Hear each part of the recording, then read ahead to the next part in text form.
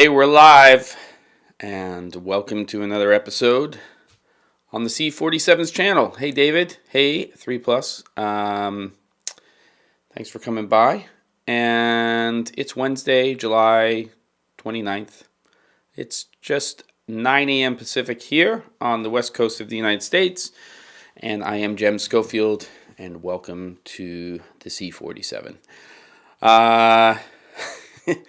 Yesterday, July 28th, a little camera was finally announced and released to the world, or some of them have already been released to the world, and we will see those coming in, I guess we're looking at about, 6 weeks or so? 6 to 8 weeks, we'll start seeing those really shipping to people. And I got you on that one, 360 grad. Good to have you here. I guess you are tuning in from work or from a different account. So, today at 3 p.m. Pacific time, 6 p.m. Eastern, will be another episode of Camera and Flask with myself, Ben Barden, and Caleb Pike. And today's topic will, of course, be the unicorn camera, aka the A7S III. We're going to have all of our takes on the camera, our takes on it in relationship to other cameras on the market. But honestly, I'll say a couple of things right here. Number one, we really won't know really for ourselves what the camera is all about until we get it in our hands and actually use it and work with the footage that comes off of the camera. It's very promising in terms of the features that they put into there. And secondly, I just want to let people know that when you watch other people's footage when they shoot with the camera, unless they're being very specific in terms of their exact camera settings, especially shutter speed and things like that, you're really looking at their version of how they're going to work with either in general or on that particular project with the footage that comes out of that camera. So for instance, the grade is going to be a big part of that. You may look at it and say, well, I don't like this camera and the footage that's coming out of it. But with all of the cameras that are on the market, a lot of that could have to do with what's going on with the other stuff. By the way, just give me a confirmation on picture and sound and sync and all of that stuff. We shouldn't have an issue with it, but I just want to make sure that everything is hunky-dory. So when we're talking about the A7S III, you have to remember that. The other thing is that when we talk about all of these cameras, and I'll talk about that later on today as well, when we look at footage online, it's not going to be of the quality of footage that is the footage you're probably working with in your timeline. Thanks for the heads up on picture and sound. And secondly, if you take a look at all of these new cameras, some of the things that we're getting with them are huge. They're things that we really wanted to have. We wanted to have higher data rates. We wanted to have better bit depth. We wanted to have better color sampling. And we also wanted to basically have more flexibility in terms of dynamic range, right? And that's going to be coming from the combination of your gamma settings and your gamut settings. Gamma being dynamic range, blacks to whites, gamut dealing with the color aspect of your captured image. So this is all great, but if you took a full frame camera, I'm going to throw this out here right now, such as the 5D Mark II, which is now very long in the tooth, and you put that camera in the hands of a skilled cinematographer or director of photography, they exposed their image correctly for the scene that they were shooting. You for sure could get better quality between that 8-bit recording and now 10-bit recordings on these newer mirrorless and DSLR cameras. Less banding issues. You could definitely get a little bit more dynamic range out of the camera. So when we're looking at the overall image in general, when it comes to especially the shadows and even more so the highlights of the image, you'll be able to see more of that range unless you grade that out. But I wouldn't even argue, I would say with absolute confidence, that a lot of the footage that we're seeing, except for maybe the 4K 120 frames per second footage, but if we're just talking about footage shot at 2398, 2997, 25p, that footage in general could look as good out of a 5D Mark II as it does today out of an A7S III or an R5. If it's in the right hands and they understand how they're exposing that image, that they're nailing white balance more accurately, which they'd have to do with those older cameras. And I think that you really have to step back and realize that learning your craft is paramount to all of the other stuff. I'm a gearhead. There's no question about it, and I get excited. But there's kind of a point where you have diminishing returns on the equipment you're investing in, because you get into this constant cycle, which a lot of people do, where they see a great promo, something new is released on the market, and they go bonkers over it, and they think that that particular piece of equipment is going to make them a better shooter. It's going to make them a better director of photography. It's never going to make you a better shooter. It's never going to make you a better director of photography. What it can do is it can take your skill sets at that moment in time and give you a couple of things, if you know how to harness them, that could expand what you can do with your toolkit. But it's not going to make you a better cinematographer. It's not going to make you a better director of photography. It's not going to make you a better shooter. So I think that we're going to see some great stuff coming out of the A7S III. I think we're going to see some great stuff coming out of the R5 and the R6. And they're all full-frame cameras. They all have good data rates and some nice features to them. But just remember that it's your craft, it's your knowledge of how to do these things that are going to make all of the difference in the world. And that's a never-ending journey for me personally. And even though I'm an educator for part of my life, really, it's about learning so that I can be better at doing what I'm doing on a daily basis, and I can help other people tell stories or create content that is effective for them in a better way. Okay, so what do we have? Again, morning Mike, morning Larry, Shiz, good to have you here. And we will be getting into a more in-depth conversation about the A7S III today on Cameron Flask at 3 p.m. Pacific time. And I'm sure we'll be talking about that camera in relationship to other cameras and all of that stuff. Yes, and there's some great content out there. I would definitely check out Gerald's video on the A7S III. I think if you want to get into some nitty-gritty, it's a really good video to give you some data. 3+ says, or 360 grad, I had such a discussion today with someone telling the Sony has a better dynamic range. Well, true, but I'd rather learn how to use my camera perfectly and as opposed to buying better ones. Yeah, I mean, look, there's no doubt that if you know what your camera can and can't do, that those things inside of a camera can help you in certain situations. But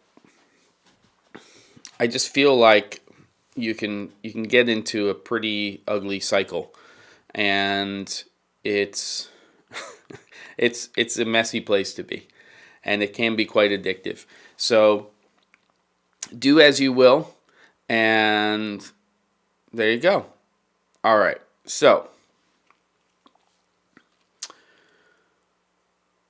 all right, let's talk about the other stuff, because the A7S III is going to be kooky, and I think they were smart, Larry, to get it into a lot of people's hands. You know, some of the footage I've looked at I really like. Some of the footage I've looked at is meh. But that's, again, personal preference. From what I can see, this camera is going to be capable of creating really nice pictures. And some of them I will like and some of them I won't. And that, again, is going to boil down to personal preference or sort of the style and what the people are doing with them. But there you go.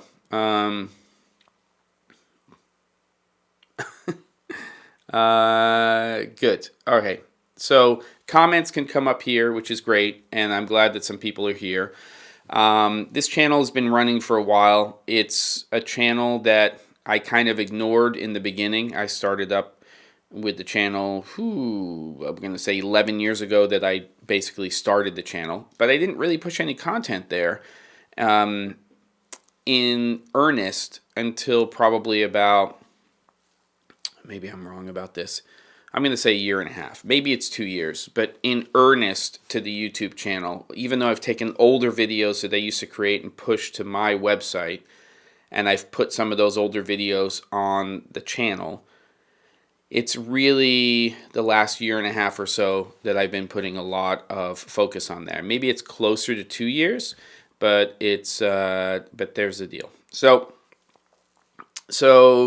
now I'm definitely creating content for the channel, and because of what's happened with the pandemic, I've also made some shifts. Recorded content in general, if you don't create content for YouTube, is until you hit a certain level and you've got maybe an editor and things like that, it's a lot of work. Even with an editor, it's a lot of work to conceive content, to create good educational content. There's hits, there's misses, and I always say that no matter what you're doing on a platform like YouTube, if you are creating ongoing content for a channel, you have to be interested in the content that you're creating. If you're not interested, then you will very quickly hit burnout. I did daily videos 5 days a week for over 3 years.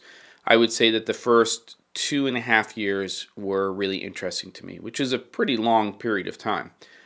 And I did 5 videos a week, every week, every month, every year. And there were some times where I didn't, but there you go. Nice to have you, Bill, and lover of tech, and anybody else who has shown up. So there you go. Good. So we're going to talk more about that stuff, Larry, later on, having to do with hybrid shooting and maybe the right camera system for different people. And I definitely think that the A7S III will be a camera that will be for certain people. I still think that the R6 and maybe more so the R5 will be a camera for certain types of people, and they are very, very different. And we'll talk about that later on. Okay, so channel plodding along, definitely more subscribers. You know, you can't put yourself into a position where, I just don't think it'll ever work, where you say, I'm going to create a certain type of content so I can get more subscribers. And I've fallen into that trap in the past where I've said, well, you know, if I do this, then that could be the thing that really brings on subscribers. But if you don't have your heart in it and you're not really passionate about it, what could happen is one of two things. More than likely, nothing, and you're not going to get more subscribers. But if you hit the jackpot and you get more subscribers, but it's not content that you really want to create, now you're in this trap of, I'm creating content for an audience that is not the type of content that I want to create, and it may not even be the audience that you're looking to have.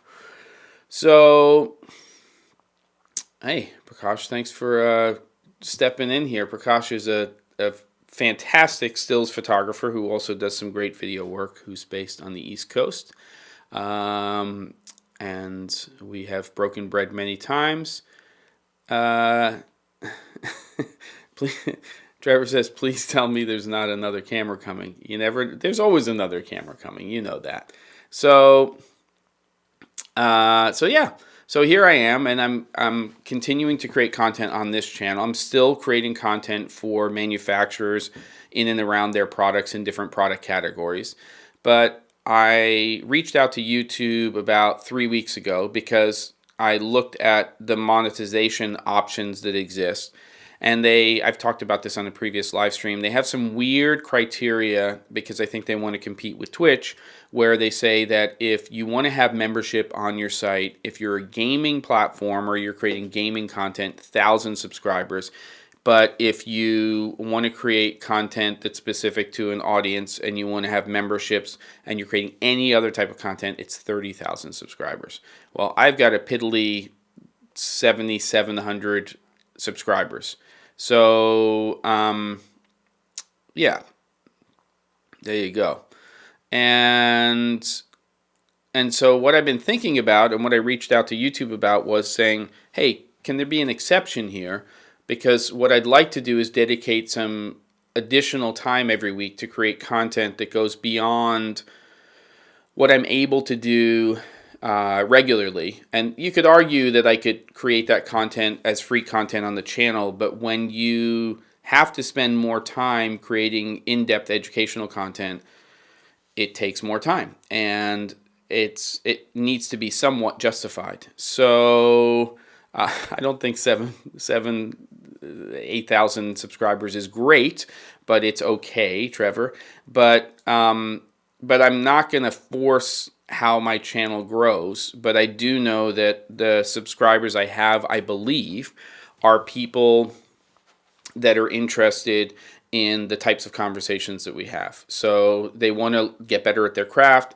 They want to understand how to use their equipment, the tech side of it, more effectively. They're interested in being content creators. Largely, people are working in small to no crew environments. And I would argue that generally that the vast majority of the people who come to this channel have an ongoing interest in learning new things about how everything works, which is exactly how I am in terms of what I think about every day. Besides food and my family, two things that I love a lot, then it's really about this, which is why I chose this as some crazy thing to do for the rest of my life. So, yeah. So there you go. So let me see. What about content you absolutely hate? So ask me that question again, David. I think I need a little more clarification. Are we talking about you thinking of, this is from Bill, making a membership program? Are you satisfied with the steady increase of your subscribers? So Bill, I don't know how to answer that completely. There's definitely an increase in subscribers. And one of the things that in theory will happen at a certain point on YouTube is when you hit a certain number of subscribers, then things start to happen. I might be lagging. I don't know what you mean by the lagging part. What starts to happen on YouTube is they start to recommend your videos. So somebody will watch a video about a particular topic, and then your video gets recommended. That's generally not going to happen at my subscriber level. At a certain point in time, it may happen. And then what starts to happen is you start to see a little bit of a snowball effect, right? So, and it just gets crazier and crazier. So to get from 0 to 10,000 may take a tremendous amount of time. It might be a lot faster for you to get to 10,000 to 20, 20 to 50, 50 to 100. Then you go from 100,000 to 200,000 much faster, and you start to see a little bit of a snowball effect. Now, YouTube's algorithms can change right now, and they can change the way they choose how you're recommended and everything right now. But what I'm really interested in doing on this channel in particular, as opposed to thinking about doing it on Facebook or even LinkedIn, though I'd like to do some live streams on there, is I'd like to talk about this idea of doing something that would be weekly that expands upon and gives everybody a resource that is more than what I'm doing on the channel right now. I do find it hard, especially right now with the pandemic, to say, okay, I'm going to conceive of and shoot an in-depth educational video and take a couple of days to do that and post that every Wednesday morning and and then put that up and then do Camera and Flask. Camera and Flask is not easy sometimes. Sometimes we have to put some time into the things that we do as topics. But it's something that I love doing. I'm passionate about it. I think that both Caleb and also Ben are as well. And I have looked into Shiz Patreon, and I like that platform, but I kind of feel like right now I can go one of two ways. I can say, let me keep focused on the platform where I'm already increasing my subscribers and the people who are there, or try to start to do something somewhere else and divide and conquer. But I don't think I'll divide and conquer. I mean, I made a big mistake when I first started posting videos in 2009 to my website. I was hosting on a platform called blip.tv. I was embedding those videos on the C47 site. I should have, at that point in time, done something where I just started posting all of that content to YouTube, either only on YouTube or separate or exclusively, and I didn't. So, there you go. So, yes, recommends are very real. And 360 says breaking it up into several 10 to 12 minute episodes. Well, because I've tried to do that in the past, and what winds up happening is it's a lot of work to do that. I mean, I know how long it takes to create educational content because I've done it for years for a lot of other people. And it really requires a lot to do that.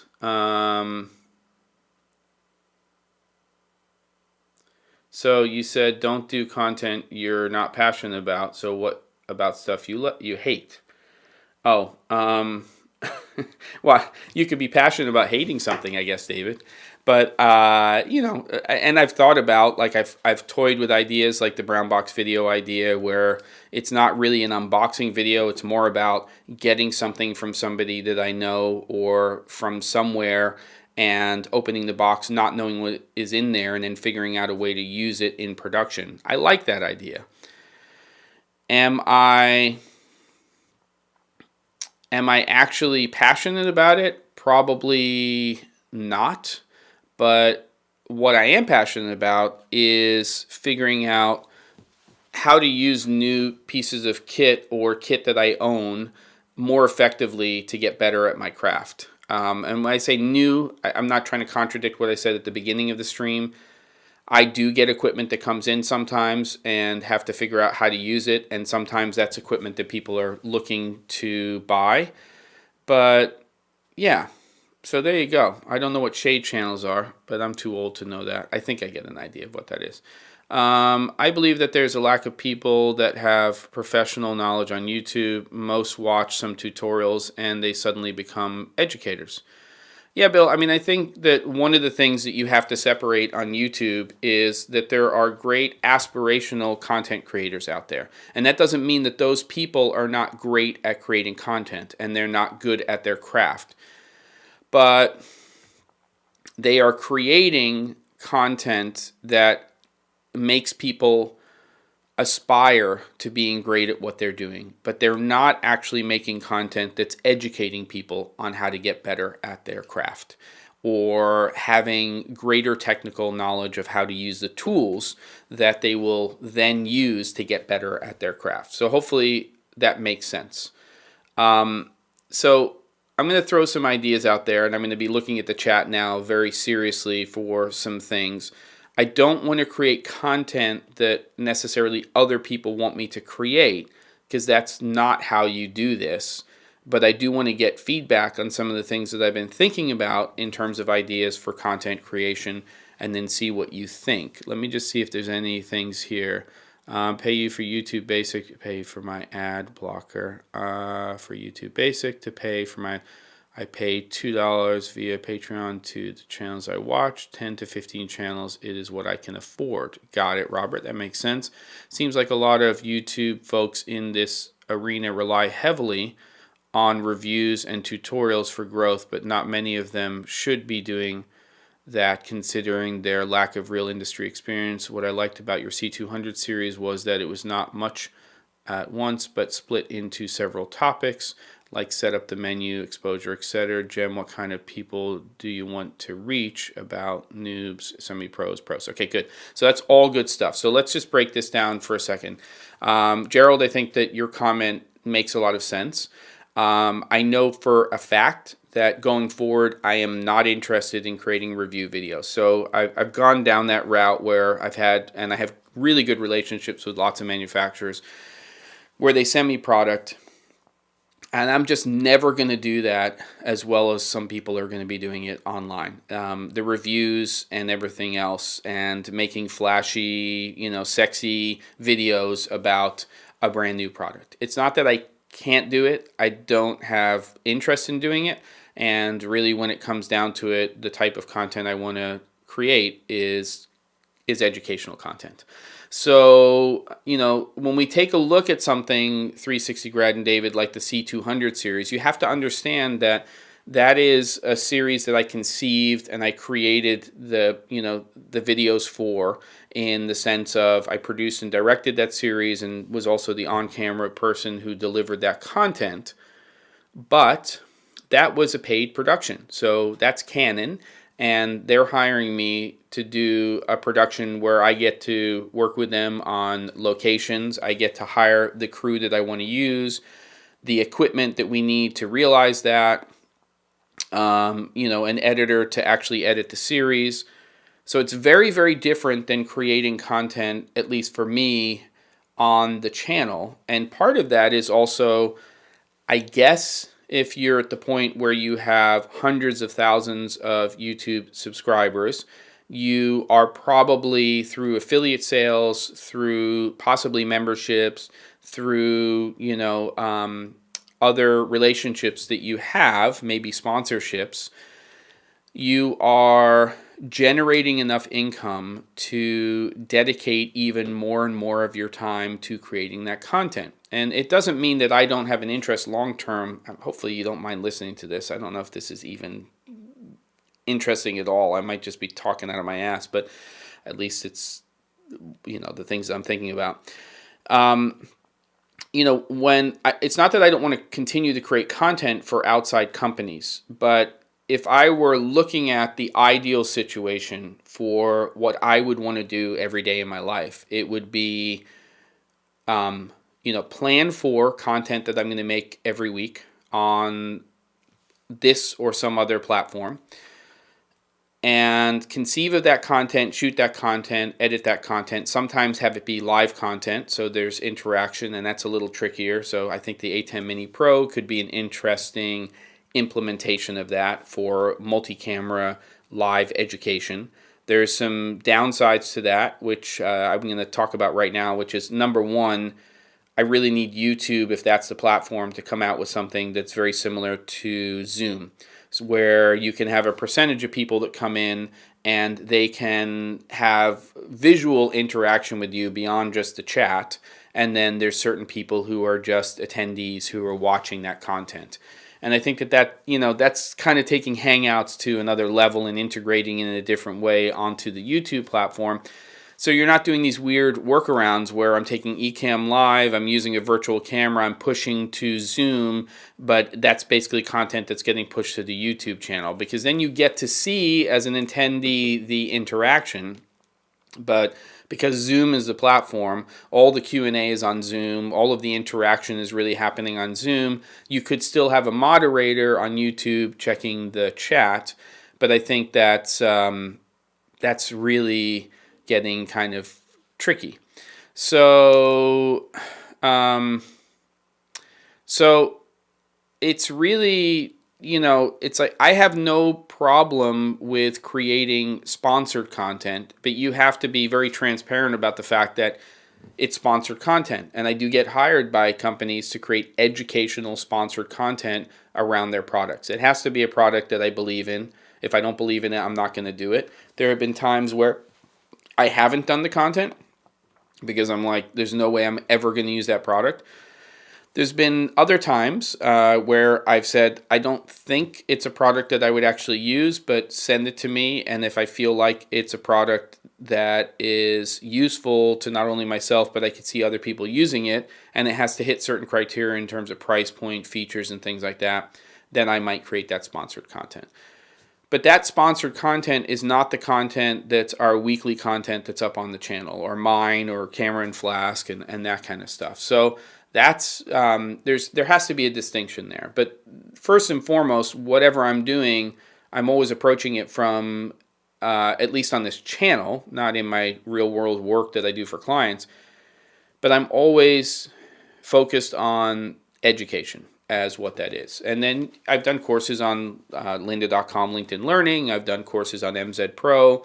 And so, those are productions. We take Caleb Pike, for instance, who runs DSLR Video Shooter. There's this weird thing that happens on YouTube where you say, well, he's not somebody who's doing this in the real world. Well, he is. I mean, and that's not just to back up a dear friend of mine. He's doing production every single week. He's just doing it for the channel, right? So he had a career in corporate creating content, and then his channel started to grow, and he's doing what he wants to do, and it's still production. So not everything has to fit into the bucket of you're making a feature film or a feature-length documentary and those things. If you're creating content, if you're creating content that people want, and you're interested in and want to create that content, then I think it's production. So why not combine it, take a new product, but use it for educational videos? Well, that's kind of what Brown Box Video is, but it's a little hard to kind of do that kind of stuff. Take a new light meter and show us how to use it. I've sent it into its menu.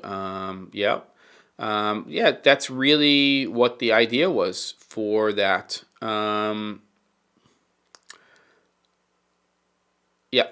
Yeah, I know what you're talking about with Daniel Norton.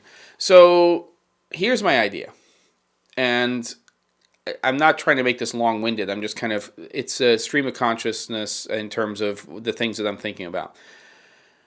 What I'd like to do, and I'm trying to figure out if it's better for this content to be live content or pre-recorded content. Obviously, if it's live, it can be rewatched on a replay. Is to create dedicated content every week for the channel, for a membership that is, and here's a concept that I have for something called frames. And so my idea is each week I'm going to take a location or a subject matter or whatever it's going to be, and I'm going to conceive of and create an image, or basically something that's going to be photographed either as a still or in motion, and break down the process on why I chose that location, what the subject matter is, and how I have chosen to light that location, what focal length I'm using, and why, and a breakdown of what that is. And I think that could be done live if it's done the right way. It's the trick of dealing with the moderation or the moderating of the chat that's probably the most difficult part of that. And that's the tricky part, because you can't be anchored when you're trying to create that type of educational content. So there's a lot of ideas that I have. One could be that I go to Shot Deck and I see a shot, and I'm not going to recreate that shot exactly, but let's take a look at that frame and say, what's going on in this frame, and how would we approach lighting something in a similar way? Your location is going to change how it looks in its final form. I've seen some amazing duplication of how something is reshot, But I think that wouldn't be what I'm trying to approach. It would be, what's the style of lighting? What's the general focal length that we're looking at? What's the depth of field? And if it is motion based, maybe duplicating some of the camera movement that existed in that particular thing. So that as a member, you're getting interaction in some way. Maybe there's a Discord component to that or not. I don't know. But on top of that, there's also the ability every week to learn something new related to craft. So frames is the idea. I could, of course, as part of as part of the membership, or maybe it is the membership, it's a weekly Zoom component. But that can get crazy. I mean, even if you had 100 members, 200 members, then how do you break that up so that you can create some sort of Zoom meeting with interaction without it getting out of control? Now, it's possible, but it also requires additional people when it comes to doing that in the right way. If you've ever watched Alex Lindsay's Office Hours, you'll know what I'm talking about. There's generally multiple co-hosts, there's people moderating, there's certain guidelines in terms of Q&A versus chat, and it can take a lot to actually do that. I don't know how much per month. So, I mean, David's asking. I don't think it would be more than $4.99 a month for the membership. There'd have to be something really, really valuable in there to make it more. And on YouTube, what you can do is you can do levels of membership. I don't think I can do $1.99. I don't think that that's sustainable without it being kind of fluff BS kind of stuff. Like, oh, every week we get to have an exclusive live stream. Well, I mean, we're doing that here. And to me, the value of this, if it has value to you, is that I'm talking about some sort of subject matter or just opening it up for general Q&A. But, there's only going to be a certain amount of in-depth that we can get into in this type of platform. So that either moves to, a membership feature, but I think that my value to you when it comes to education is in that type of form is you just book consulting time, and I take you through how to use stuff, and it's one-on-one. And I do a lot of that, sometimes more, sometimes less, depending on the week or the month. So could we have a test show on camera and flask for what frames would be? I think that would be hard just based on the format. I think it would be something that I would have to shoot that, and then I would have to create essentially an episode that people could watch and then put that up on the channel as free content, and then say, this is the concept for a membership only series that would be weekly on the YouTube channel. Because if I can grow that, then that would make sense. So that's one option, which would be frames. And again, that would be either pre-recorded or it would be live, and I'd still have to figure that out. And that's what this chat is about, is to get feedback on those types of things. I'd definitely be open to doing a live stream that's a lot more specific to people, and then that live stream would be very topic specific, and obviously only the members would be there, and the idea behind that would be that we are digging. But we'd have to choose that topic ahead of time, and I'd have to have more than just this for me to see value in that to you as a member. And I'd like to see if there's some other ideas of the type of content that people would like to see on the channel if they were actually becoming a member, because it would have to have value added. It would have to be something that you're not necessarily getting somewhere else. And again, it's just feedback. I'm not going to do it necessarily because I have to have passion. I have to feel like it's something I want to do. but there may be things that you're looking for that you're not getting from other channels, from other places. And if you start to put that into the chat right now for me to see and have a discussion with you about it, it may be something that I've either thought about before, or, it's something that I haven't thought about, but it would be really interesting for me to do that on an ongoing basis. Because again, that's it. It's the ongoing basis part of it, to me, that makes the most sense. I mean, I already have something up on my website on the c47.com where if you want a free 15-minute consultation, you can just sign up for that, and I'll spend 15 minutes with you one-on-one trying to help you figure something out. And then if you decide you want to do some more in-depth one-on-one education, you can do it. It's totally up to you. But I think membership has to be a little bit different. It has to be something that is somewhat broader based, but it has to be an area that I'm interested in creating content on all the time, but it also has to be something you're interested in. And you asked me earlier about who my audience is. I think it's what I said. I think it's small to no crew. It's people who are genuinely interested in learning more about the tech and craft of what they're doing. And they're interested in not just learning about one subject matter, but they're interested in camera, they're interested in lighting, they're interested in maybe some basic audio stuff. There's some business stuff. And I'm never going to be the person who puts an ad up on Facebook or Instagram that says, increase your business by $500,000 a year, or follow my 10-step process to becoming a better creator. That's just not the type of person I am. It's not the way I'm tuned. I don't find that type of content something that attracts me. So it's just not the kind of content. You're never going to get that from me. I'm a nuts and bolts type person. I can help you get better at your craft, at your tech, and all that kind of stuff. So it's just, that's not what I'm going to do. I'm not going to create a multi-part course on how to build a successful video production company. That's not what I'm going to do. I am building a course platform where I'm going to have content that people can buy, either individual videos or eventually courses on certain subjects and certain subject matter.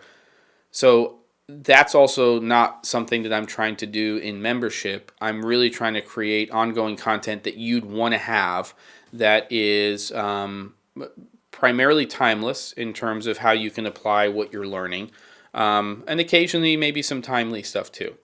So if you would do it live, including Zoom, wouldn't you restrict show people on a certain time? Yes, I would. I mean, there's obviously playback, but the thing to say about that 360 grad is that it's pre-recorded once it's done, or it's recorded when it's happening, and then that's stuff that members can watch on playback, but it's just not accessed as free content at the front of your channel. Online classes are less popular than online learning. Explain that. I think I understand what you mean by that. Video use case examples for solo shooters, documentaries, talking heads, events, etc. Yes, okay. So small biz, digital media, that's kind of what I'm talking about for frames. It's each week you're learning about a different setup, essentially. So that could be tabletop, that could be an interview. The locations change, the approach changes. Sometimes the location's the same, but it's a completely different approach to the lighting and the frame composition and things like that. So that kind of stuff. So would you still have your standard no pay content, because a lot of people think everything should be free? Yes, I would. So Wednesdays would still be either pre-recorded or a live stream in the morning, and then camera and flask in the afternoon. So we're not talking about me changing that. We're talking about something that is membership only, that is primarily coming from this feeble little tiny mind or brain, or however you want to define it. But because it's membership, there's a closer connection to a feedback system where somebody may say, I'd really like to learn how to do such and such. And then that could become a topic for a future episode of Frames. So that's kind of the thing. There's always washers with the nuts and bolts. You got to have them. You're right. May not be the most sexy content, but by far the most useful. So that's who I am. I mean, there's nothing sexy about me, and I'm okay with that. But I'm really interested in, for myself and for other people, learning and teaching how to actually use tools in the real world. So to me, it's all about practical application. We can talk about specs and thoughts on things all we want, and Camera and Flask is a great place to do that. It's a conversation, it's a chat, it's pub talk. That's really important for us. It gets us going, and it's entertaining, and it's a thing that I think is very important. And yeah, so Bill says, I think a very interesting idea would be about the process of making an idea into a final product, how you visualize, organize, execute, etc. Okay. So I think that it could be interesting to do something where there's even a live stream or chat every week. And maybe that live stream is a conversation about things that people are working on. And from that, it's not to play favorites, but from that, maybe even the seed of the idea of what next week's episode could be. So, thanks, Trevor. It would fit with 2020 to say something like that for sure. And Larry, I do personal coaching. Personal coaching is a horrible thing to say. I don't call it personal coaching. I don't think consulting. Yes, if you go to my website, there's a calendar. You can book a half an hour, 2 hours. I do that for companies and individuals and help them figure out stuff. I actually have a deal with lens rentals where if you're thinking about learning how to use a particular piece of equipment, you can rent it for them at a discount, using a discount through me, the C47, and then they will send me a duplicate piece of equipment so that if you're scheduling consulting, then I can teach you how to use that camera, that light, whatever. I mean, I don't know how to use every piece of equipment out there, but most product categories I can probably help you, and if I can't, then I'm not the right person to provide that education. So are people willing to pay for a membership when they never can take part in a live session? I don't know. I don't know the answer to that question. And I think that for me, multicam is definitely part of this. I think that the A10 Mini Pro is definitely part of it. And whether I do it live or I pre-record and then essentially do a premiere where people are watching the content and then they're asking questions as I'm going through stuff, that could also be interesting. The problem with that is if you do it that way for members, again, it's a live event. You're playing, stopping, pausing, breaking down things, and I think that's kind of what the David, stop. There's no lighting with a mannequin series. That's ridiculous.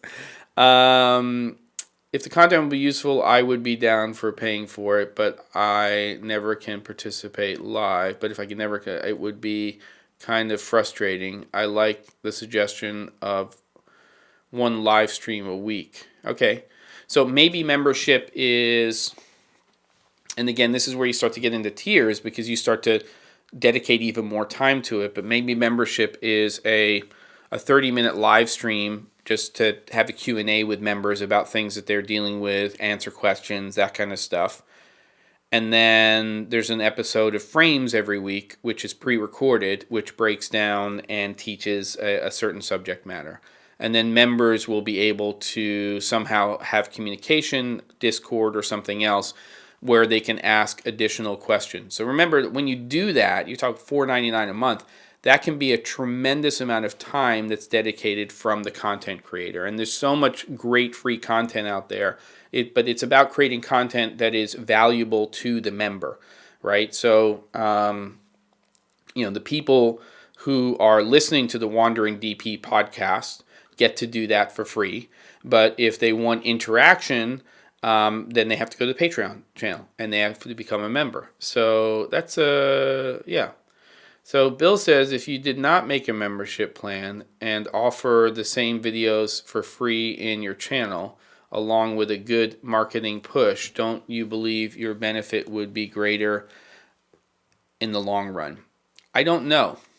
I don't think I know the answer to that, Bill. I do know that, as anybody does, if you're in the production world, that that it's very hard to dedicate your time and your effort to something without there being something that helps support it. And I love doing what I'm doing on this channel, absolutely. But I also have to be realistic to the fact that if I want to create something that's more in depth, if I set up something that has membership and that's feeding into the ability to create that content, then the quality of the content that I can create in the long term is greater. I think there's some truth to what you're saying, Bill, but I think that because of the way YouTube works, there's no real certainty in what actually makes a channel a bigger channel. Clearly, part of it is just it hits a nerve with certain people, and they like that personality. They like the content that the person's creating. As the channel grows, the content gets better, not beta. And those things are really important, but I think that there's an organicness to how that happens. And then there's also the mystical, you don't know what YouTube is doing. And at a certain point, you get recommended because your content gets recommended. And all of a sudden, you start to see you are increasing your subscribers. Number of views on the video doesn't necessarily increase subscribers. There's some videos I have on my channel that have far, far, far greater viewership than others. And we're talking, 10, 20, 30 times the viewership. But that doesn't necessarily translate to the fact that when I do this or we do Camera and Flask, that's going to bring in a lot of additional subscribers or additional views. Same token, or same point is that if you think about the fact that Caleb is on this channel for Camera and Flask, that's not what's going to grow my channel, right? He can be here, but his subscribers are subscribing to the content that he's creating on his channel, and that doesn't necessarily mean that that's going to grow my channel, right? So I've got to do the things that I'm interested in doing. Hopefully there's a percentage of people out there who are subscribers who are also interested in that more in-depth content, but it's just whether or not it has enough value to them to pay dollars and cents or euros or whatever their currency is to have access to that content. Just a marketing opinion, but many people don't value the free content the way they do paid content. Membership weeds out the less serious folks. There's probably some truth to that, but I also feel like, as somebody who benefits from free content as well, that there has to be a balance of the force when it comes to creating content on a platform like YouTube. You could release the content of your membership in your channel after like 6 months. That's a possibility. I don't know if then there's the same type of value perception to that content. What I could do, Bill, as an idea, would be, let's say, for instance, that video is 15 to 20 minutes long to break down something that week. It's one part of it. Maybe it's not even the whole breakdown, but it's, okay, here's the lighting setup for this, and then there's another video for something entirely different, and we're really talking about composition, and you're building on sort of your knowledge of how to do things, and I'm constantly learning when I do these things as well. That's kind of how Gearbox started. Is I started the channel and I started doing something, every day, 5 days a week. A lot of it would just be, I want to learn how to do something in a better way, or I want to learn how to do it the first time.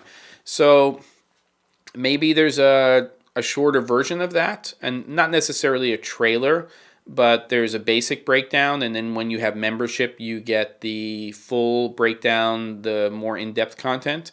So I'm still thinking this through, but I have membership available to me now. So instead of just saying, "Hey, you get a fancy badge or emoji if you become a member," which I really appreciate, and I have to tell you that anytime somebody does a super chat on Cameron Flask or when I'm doing a live stream, I'm surprised and I'm grateful, and it means that you're helping support the time that is being put in to create the content on this channel. And I would never expect anybody to do that unless they felt that they were getting value. If you're getting value from the channel in general, then that's awesome. If you're not, then it's either the channel that you shouldn't be in, or it's the, I don't know. maybe I need to. No, I don't need to change the content. I just need to keep doing the things that I'm interested in. So it really does make a difference. It makes a difference to have that feedback, to have that input, to have people who are, creating community. I think we have a little bit of community here. It's small.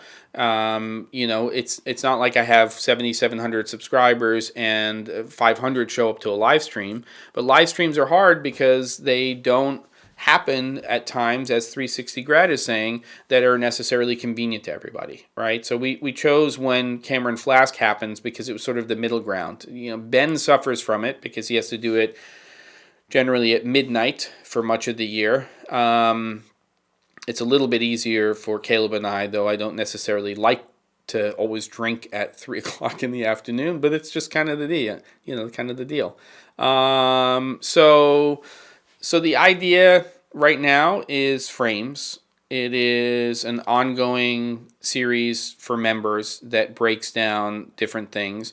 The other question that I have for people, because it is part of my history and something that I do, but I don't really make as a focus on this channel, and I was originally going to do a spin-off channel called the C41, is still photography and focus on that, but not necessarily as general, more of sort of a little bit more of my journey using the equipment that I have, not a broad base like the content that I normally do. David said, if I buy membership, will you tell me which clamp I should get to attach your excellent Scrim Jim DOP kit to a C-stand grip head? It remains one of the universe's great mysteries. Well, it depends. I mean, the DP kit is, it's a 4x4. So the best way, in my opinion, is, unless you're doing it vertically off of a C-stand, and that could just be one Cardellini or Mathellini clamp, is to have it coming off of 2 stands. Because as soon as your frame gets to a certain size, you're better off putting it between 2 stands, ideally C-stands. And then usually what I'll do is I'll just come off of the grip head, the gobo head, and I'll just use a 6 or a 9-inch Cardellini or Mathellini clamp, and I'll clamp it on both sides. And that's usually how I'm using that when when I'm using that modifier. And that's the way I would use any 4x4 modifier in general, because coming off of one stand at an angle off of there with a 4x4 doesn't make a lot of sense. It's doable inside, but it's definitely not something I would recommend if you're using it outside. So I hope that's what you were asking. If not, just go to the c47.com, go to the contact page, and clarify, and I'll get back to you with an answer. So start with the free content and start to offer over-the-top, in-depth content via subscription just to get some feedback from your subscribers. Yeah, I mean, I got to figure that all out. I mean, I'm already creating free content. It's just how much time can I dedicate? And I know that if there's membership and there's at least some members and they're coming in, even if they're streaming in little by little, it's giving me the opportunity to say, okay, I can justify the time to conceive, create, and edit this content, because it's all going to be primarily me with a little bit of help for that type of content. But if I want to go do something and I want to go shoot it at the Oregon coast, or I want to do something and I want to do an interview setup, it takes time to figure out how I want to do that. And then, of course, you have to shoot that content, and then you have to edit that content, which again is why, if it's well conceived, the live component of it to me is attractive, because it is then recorded content for membership as well. But I do understand what you're saying, 360 grad, about it not necessarily being something that is as attractive to you because you can't be there during the live stream. And that's the challenge when you're creating content that can be accessed by people from anywhere in the world. It's a lot easier if you're just US based and you are here, because there's a finite window, and you can say, oh, okay, I'm on the West Coast, and if I do that live stream at 5 p.m. Pacific, that's 8 p.m. Eastern, and that could be a window that maybe a larger percentage of people could access. But a lot of people who are on this channel are also in production.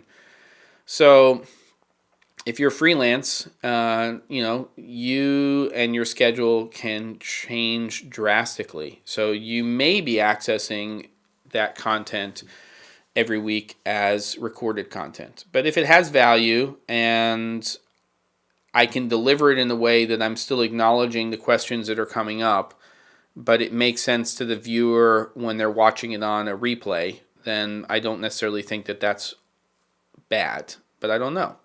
I want to have some bits to see what I get before throw money. Yeah, of course.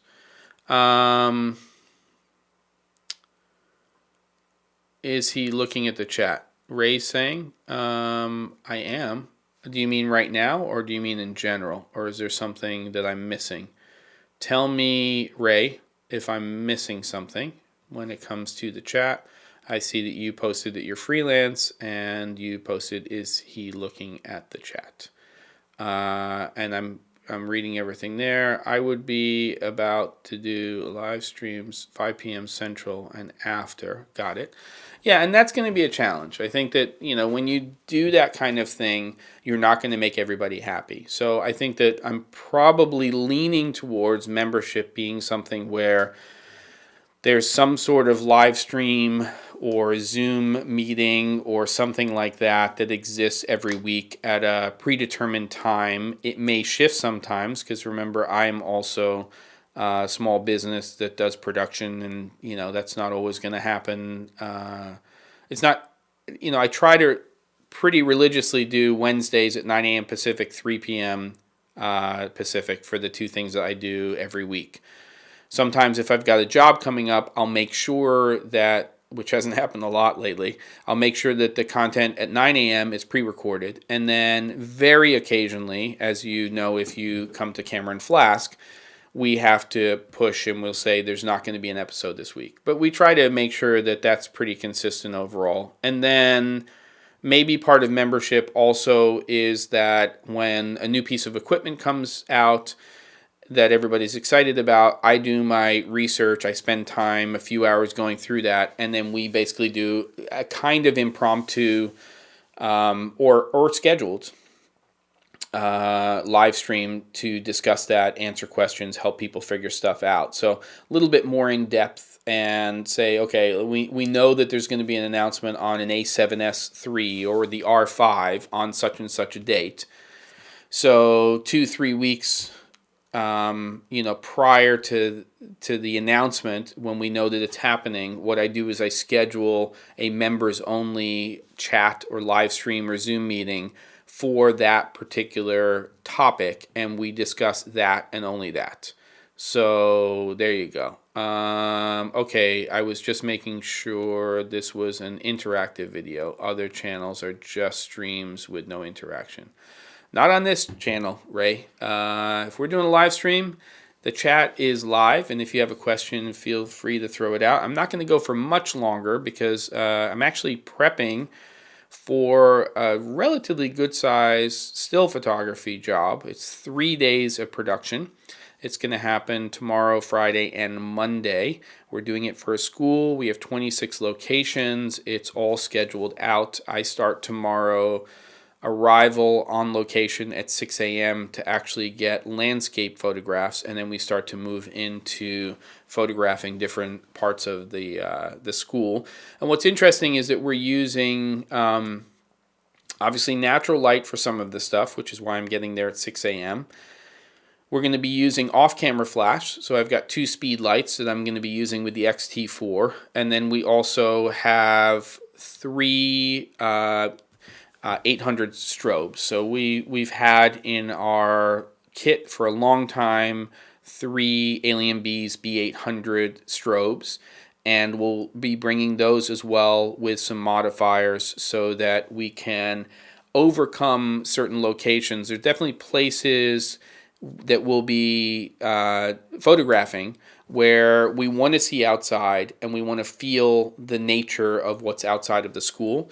And we're going to be doing it at certain times of day where there's going to be a tremendous amount of ambient light. And while maybe in a confined space with the right modifiers, I can get a nice medium wide shot of a particular location and still see out those windows and use an off-camera flash or speed light to balance that exposure.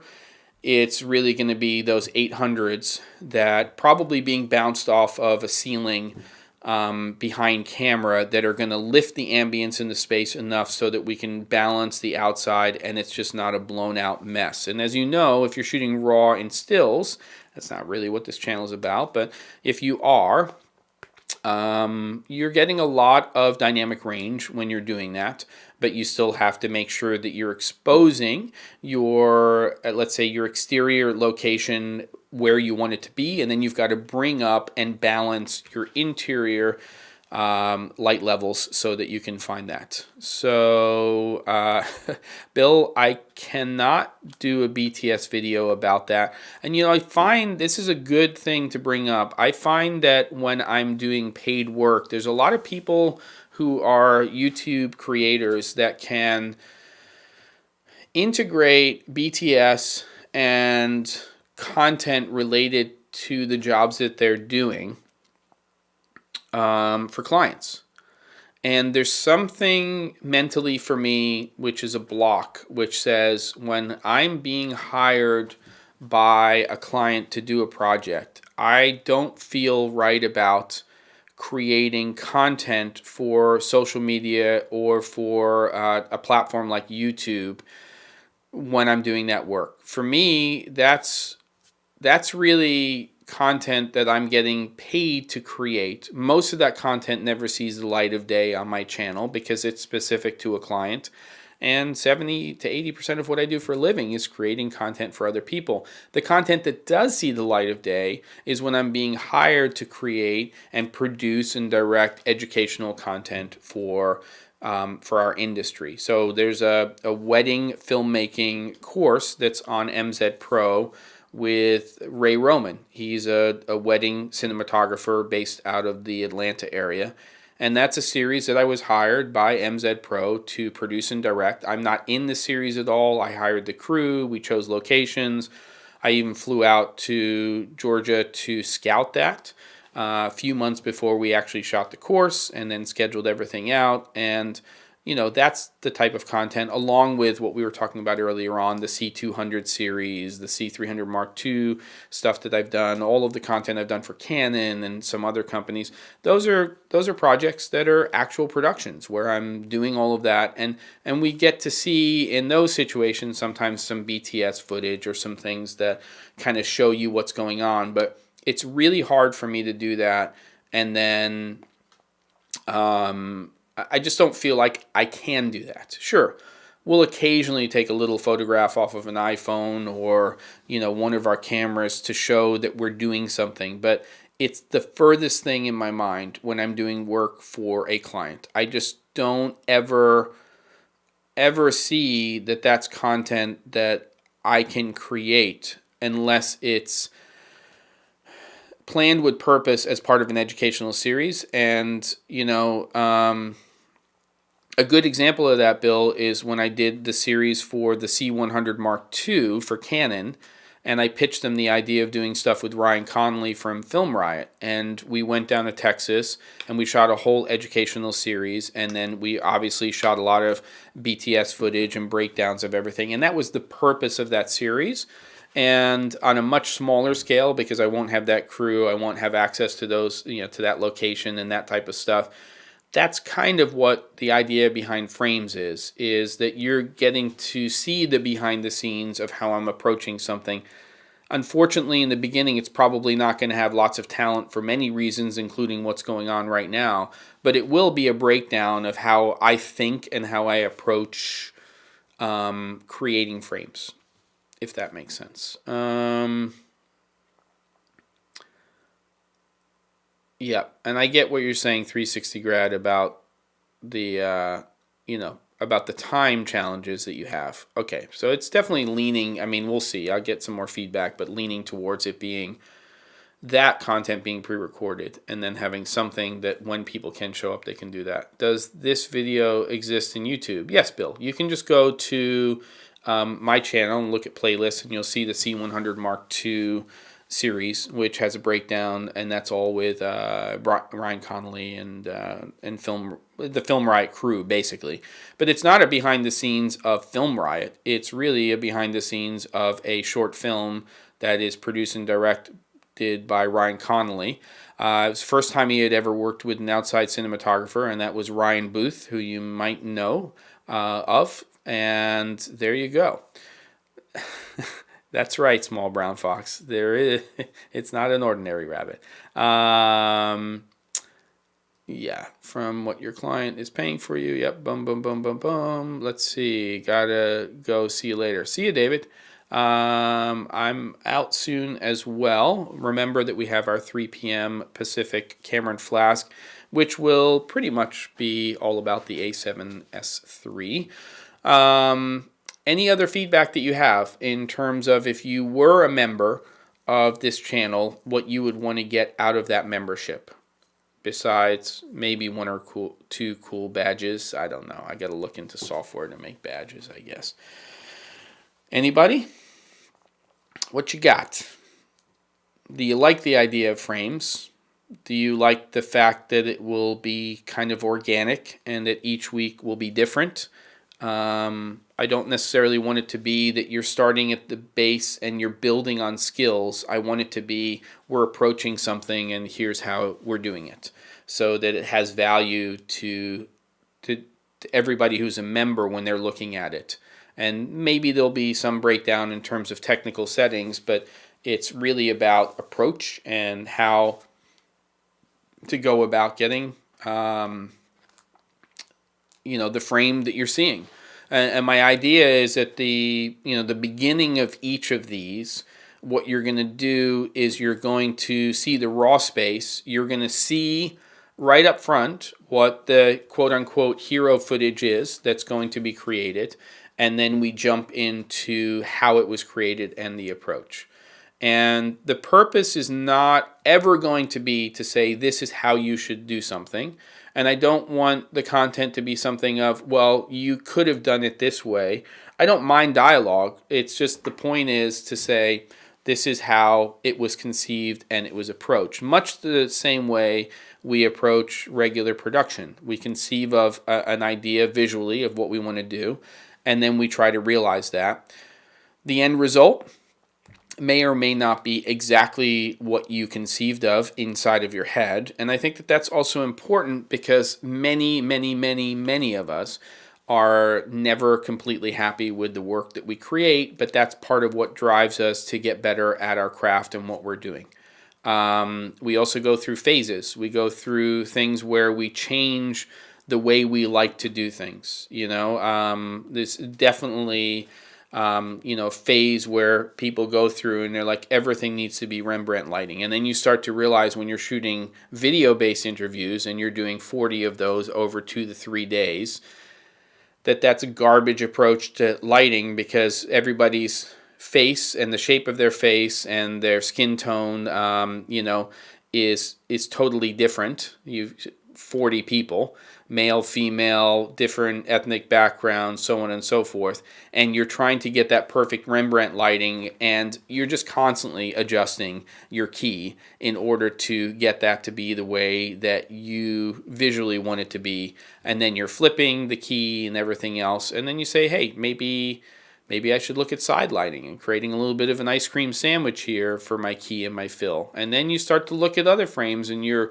inspired because what you see relatively flat front lighting, but then there's a little bit of a kick on one side of the face or another, and you like that. And so we go through these phases and these journeys, and each time we do it, we're, I think, trying to refine that to the point where, sorry about the AF there, we're trying to refine that where we can, little by little, that's where the A7S III and the R5 could come in handy, is face tracking, like locking in solidly, and when the hand comes up, it's not trying to do weird things like that. It's that we start to, going back to what I was saying, we start to refine how we approach lighting that way in different environments, in different scenarios, so then it becomes something that's solidly inside of the toolkit. So you say, if I want to light that way, I could do that probably in most environments I encounter, whether it's a controlled environment or it's an environment that has lots of ambient light. It's about problem solving. That's what production is about. So I think that, how the series would evolve would be somewhat organic, but the idea would be that that is exclusive content for the people who are members of the channel. They get to take that journey, and not in a sloppy way. I mean, there's going to be purpose behind the educational content that's there. But I'm looking at the chat. Well, the way I'm looking right now, it's over there. Right now, and I want to kind of get an idea of what you're thinking about, your thoughts on that. So, and where's that price point? I mean, again, I don't think it's feasible if you're going to do a membership to make it $1.99 or $2.99. It seems to me that $4.99 to $9.99 window is a reasonable window, but it's also like $4.99 is very different than $9.99. To me, I see like you start at that level, and then you say, okay, well, now there's another idea or something that people need, and that's going to take X amount of time every week to create that specific content. And you say, okay, here's another tier of membership to access that. But I don't really want to play that game too much either, because again, it's like trying to figure out all that funnel stuff and everything. It's just so hard for somebody like me, because I just want to make sure that I'm doing something that I'm interested in doing that has value to somebody who's watching that content, but I don't want to overcomplicate it as well. So any more feedback on that before we end off this particular stream? Because I'm going to go get some speed lights prepped for this job tomorrow. So any other feedback on membership-based content? Got it on the amount. I appreciate that. 360 grad, if it has value to you. I would shoot an episode of this that would be essentially a Wednesday morning episode, probably 2 to 3 weeks from now, which would be a realistic representation of what that series in membership would be.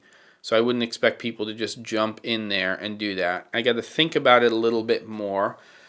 I'm thinking next Wednesday we might do a little bit of a follow-up on this, if you can think it through a little bit in terms of the type of content that you would like to see. And if it's not exactly that, I'd still like to hear from you as I'm formulating this. But the idea would be a free episode that would be a setup to say this is a new series that's going to be produced weekly for members, and that's exclusive content that's going to be created every week. Some of those episodes will be longer, some of them will be shorter, and there'll be some sort of interactive component there, which I have to figure out. I don't always love the idea of having to go somewhere else like Discord in order to do that, but if everybody's down with Discord, then maybe that's the way to do it. So there you go. And then, see, we're starting to get some feedback here, more about the usage of a light meter. Okay, got that. Good. All right. So any other feedback before I end this one off? Your experience has real value, so charging a bit of a premium for it seems natural. Just your opinion, or just my opinion, Larry says. Got it. Any other feedback before we end off? Or any other questions that you have before we end off? This is like the time where you do the one more thing as my phone blows up. Yeah, I think I got to go. There we go. Yeah, my phone is blowing up. Work is actually starting to come in, which is a nice thing. Not just this photo job. I have another educational series that I'm working on for a client. And I've been shooting some social media content for a friend's company in New York. Would the recorded content be indexed and searchable in terms of gear? Well, it can be, Prakash. What would happen is, clearly in the membership area, and I still haven't set that up, the membership area would have, let's just say, the exclusive series. We'll call it frames for now. And then probably some sort of shorter, maybe not an hour, hour and a half long live stream each week, which would be for members. And then I have to figure out what happens with the Wednesday morning, because as business starts to pick up, I mean, one of the reasons is there's more live streams right now is because, because of what's going on. And also I've been learning more about how to do all of this and the equipment that I'm using for it and how to produce virtual events for clients and all that kind of stuff. So yes, you would basically have a playlist as far as I can tell. You would, I definitely index the episodes in the sense of timestamps. In fact, I just got the, whatever it's called, Editor's Best Friend for FCPX from fcp.co. So that's going to make life a lot easier for me to timestamp key things inside of the video. Again, more time to spend on this exclusive content. And then the idea would be to also have links in there for the equipment that's being used or the gear that's being used, which I try to do, but it would be even more specific for those episodes. At the same time, yes, it's a revenue generator that's no additional cost to the viewer to click through to an affiliate link, but I don't want to make it about the equipment. A lot of the stuff there. Yes, there is a tool. Sorry, now we've got a dog freaking out. 360 grad, but it's a little clunky. The whole editor in YouTube is a piece of garbage, and I've had to I can't deal. I think this is when we end things off. It's like World War III up there with my dog and my in-laws' dog up there. Hey, don't forget your hand sanitizer. I don't know what to say. That's it. Good feedback. I'm going to be thinking about it this week. You think about it some more this week. May do a follow-up next week. It might not be an hour-long live stream. We'll sort of see how this all goes. If you're around later on, 3 p.m. Pacific time, please show up for Camera & Flask. It's the A7S III, and we'll have a lively chat about this new camera from Sony, and I'm sure these other cameras on the market will also come into that conversation. Bye for now. Sorry about the barking dogs. Take care. Bye.